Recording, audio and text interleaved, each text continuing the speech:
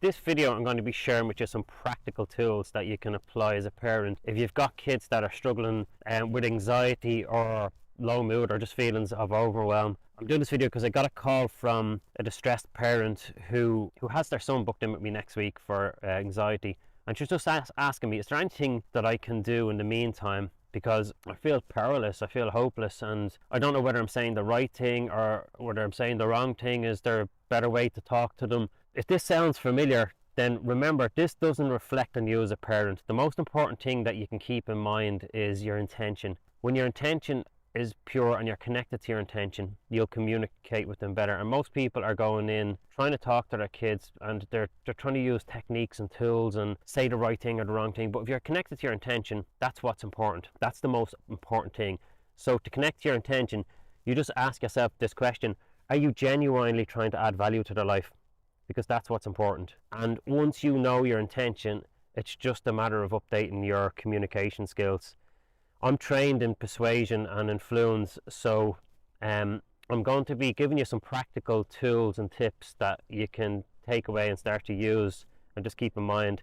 The most important thing that you'll take away from this, I'll keep coming back to it, is always connect and lead with your intention. That's what's important. So the basic principles that I can give you, this is one of the basic persuasion blueprints that we have and we teach in our training for persuasion and influence. So there's 4 things that you have to think about, and the first one is that when you're going to approach the kids or anybody, is you must check with yourself, am I in the right state to influence them, yes or no?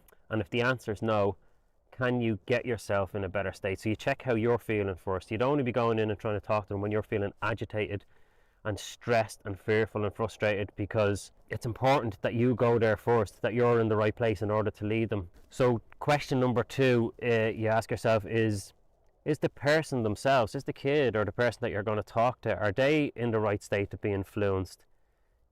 Yes or no? You have to ask yourself that question. If no, can you get them into the right state?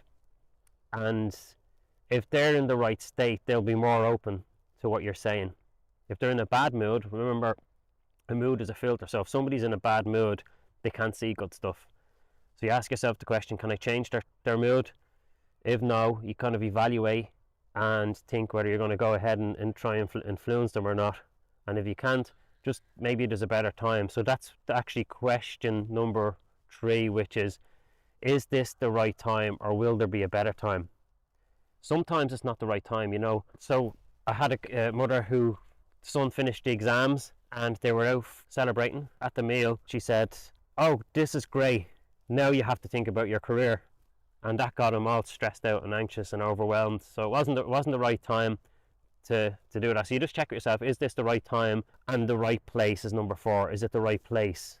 Like if you're sitting at the kitchen table and all the family are around and you start bringing up the subject of exams or what you should be doing in the future, or clean your room, you know, in front of everybody. So just evaluate, is this the right place to talk about this? And depending on these questions, you should assess whether it's the case that you're going to give it a shot or not, or maybe leave it till another time till everybody's mood has changed.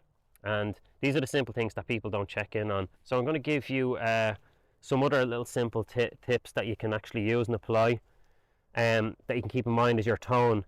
You know, your tone's going to come across, if your tone is agitated, it can come across as condescending. Always check in what your tone is, because when you're frustrated, your tone's going to come across to them as frustration, and then that, you know how that goes, it gets into a conflict. The interesting thing is, when you're connected to your intention, you know your intention's pure, you're their parent and you want them to feel better, and that's your higher purpose. When you're connected to that, your tone changes, because it's like, I'm sorry you feel that way, son, but it was never my intention. It's not my intention to hurt you. All I want you to do is be happy in life. If there's anything I can do for you, I'm here if you need me. So before you speak to them, let your words pass through these 3 filters. The first filter you have to ask yourself, is what you're going to say true? You know, you could be sitting at the kitchen table and sometimes you say something and then somebody gets frustrated and they get up and walk away. Then the argument starts, right?